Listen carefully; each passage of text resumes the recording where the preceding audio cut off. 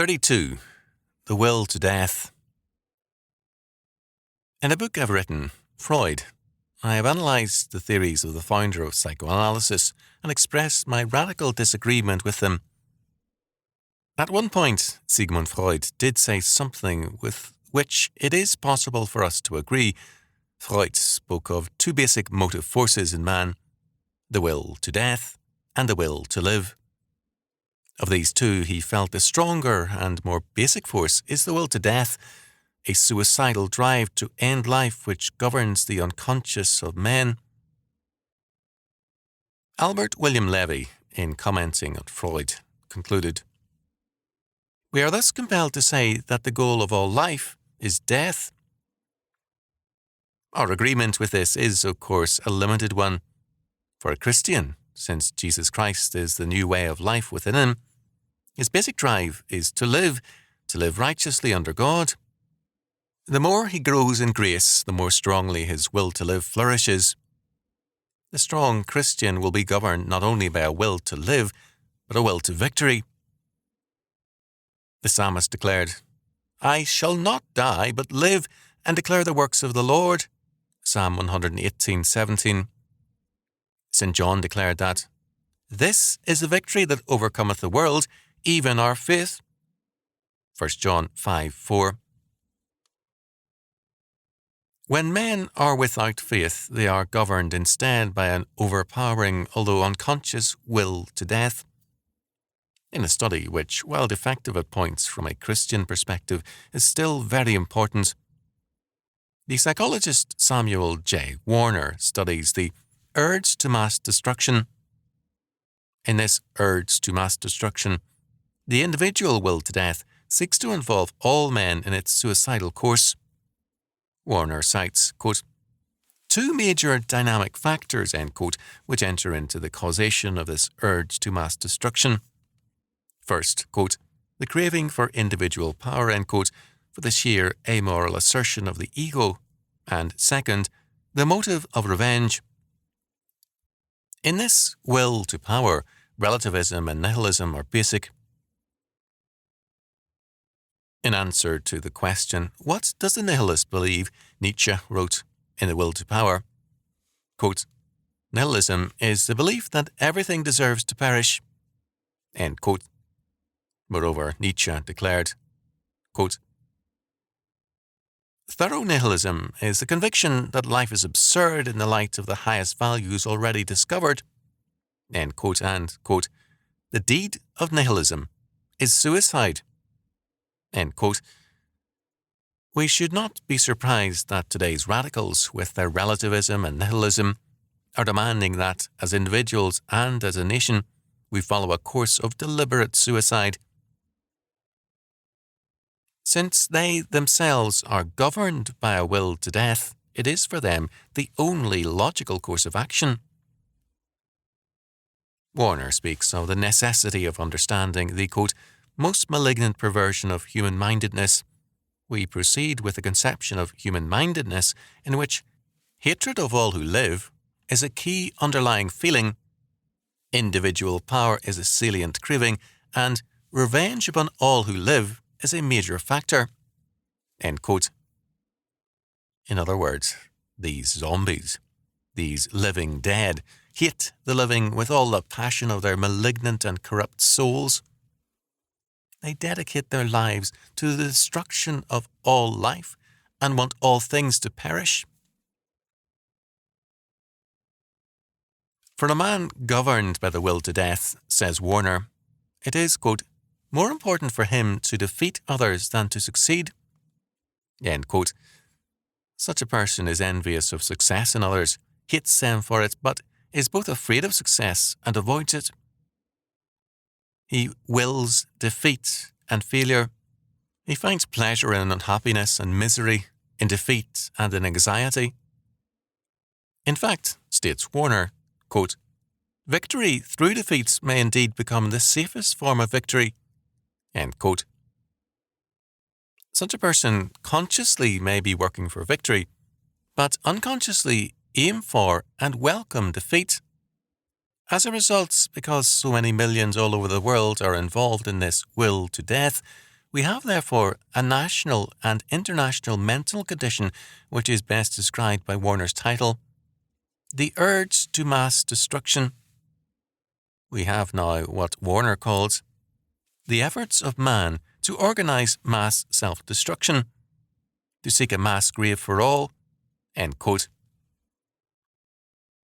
He recognizes that hatred for the God of Scripture is basic to this will to death. The hatred of God, we can add, governs all men who are outside of Christ. Because their basic sin is the attempt to become God, to determine or know good and evil independently of God, men find God a major obstacle in their drive for independence. As a result, they will the death of God, and in their diseased minds imagine that he is abolished and dead. But since man is a creature of God, man cannot wish the death of God, the ground of man's own existence, without thereby willing his own death. All atheism is, therefore, involved in this will to death.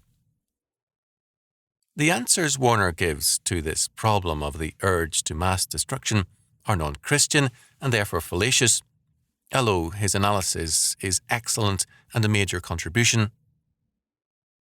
We have this urge to mass destruction on all sides of us. It governs men in their political life as we chart a suicidal course with reference to foreign affairs. We have it in our personal lives, and many men, as they sit behind the driver's wheel, seem very openly suicidal. We have the will to death present in rebellious youth, who deliberately experiment with death in the form of lawlessness and drugs and call their blindness living. We have this will to death in education, whereby proven values are forsaken for courses bound to increase ignorance and folly. And we have it in family life, as loose and careless exercise of authority by parents dissolves the life of the family. The suicide rate, moreover, is increasing rapidly and far more rapidly than statistics indicate. In almost all communities, only the most obvious cases are listed as suicide. To avoid public disgrace or religious problems for the family, the usual report conceals the fact of suicide. But today, suicide is the number 2 cause of death among college students, and the number 3 cause of death among those aged 15 to 19 years. The reasons given by suicidal persons in their notes are of particular interest. They are uniformly trivial. Old and young routinely kill themselves for the most insignificant and trifling reasons. It is obvious from this that the recorded reasons are not their real reasons. Because they are sinners, they are guilt-ridden, and guilt-ridden people are driven by a will to death. As a result, almost any pretext will do to drive them to suicide, because they are already driven there continually from within. But those who do not openly and obviously commit suicide are no less driven by the will to death. They demand courses of action, personally and nationally, which can lead only to mass destruction, to mass suicide. They are dominated by a passion to involve others and the world itself in their headlong plunge to destruction. They demand death in every area as their true morality. They favour a course of political and military suicide. They are for moral, spiritual, economic, and military disarmament as their quick way to death. The urge to mass destruction is also present in the demand for abortion. It is significant that the eras in history which have favoured abortion have also been the great ages for high suicide rate.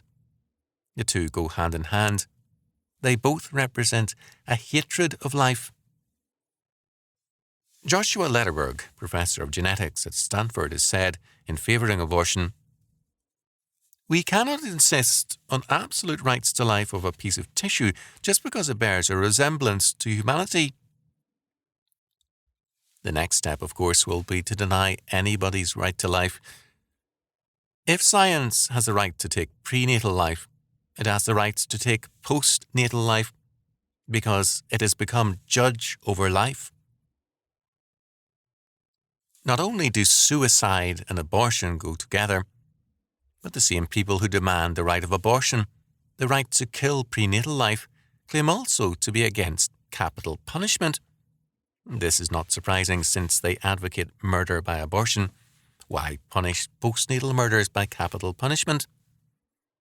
Their claim is that they favour life, but in reality they demand freedom for the will to death. Jesus Christ, speaking as wisdom, declared that, "He that sinneth against me wrongeth his own soul. All they that hate me love death." Proverbs 8:36. This love of death and will to death is the consequence of man's apostasy from God. As God said to Israel, "O Israel, thou hast destroyed thyself, but in me is thine help." Hosea 13:9. Man brings judgment and death on himself by his apostasy.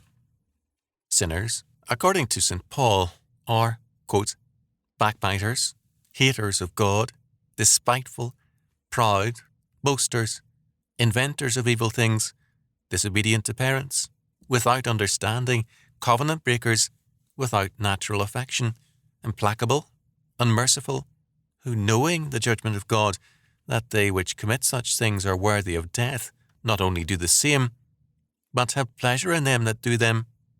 Romans 1:30-32.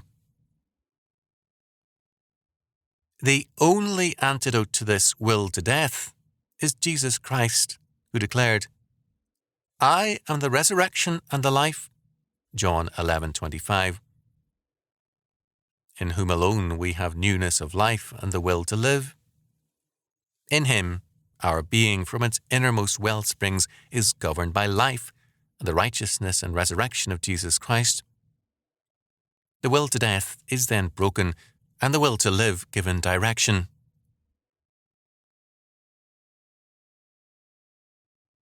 This has been a Chalcedon Foundation production, produced by Grace Community School and Nicene Covenant Church. Published by Ross House Books.